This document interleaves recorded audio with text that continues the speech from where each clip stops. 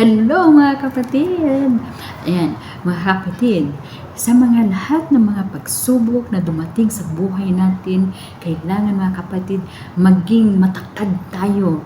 Kasi dito pinapatibay yung ating pananalig sa Kanya mga kapatid. Kaya huwag tayong mag-give up.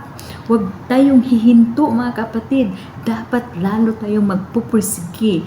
Magpursige tayong kilalanin yung Panginoon talaga mga kapatid. Kasi siya yung daan mga kapatid. Sa lahat ng mga dinanas natin sa buhay natin mga kapatid, siya lang yung sagot sa lahat ng yan.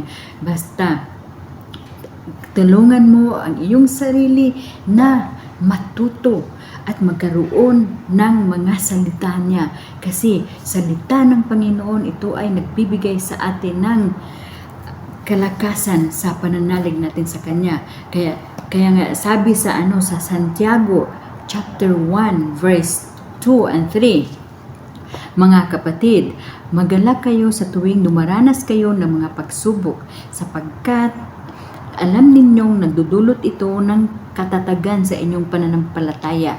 Kaya mga kapatid, mga pagsubok na yan, ito ay nagbibigay sa atin ng matatag na pananampalataya. Dito susubukin kung paano or gaano talaga katibay yung ating pananampalataya sa ating Panginoon mga kapatid. Kaya kung may problema, kung ano man yung dating sa buhay natin, huwag tayong mawalan ng pag-asa. Laging nandyan yung Panginoon para tumulong sa Kanya. Magandang gabi. Have a good night. And God bless mga kapatid. Bye.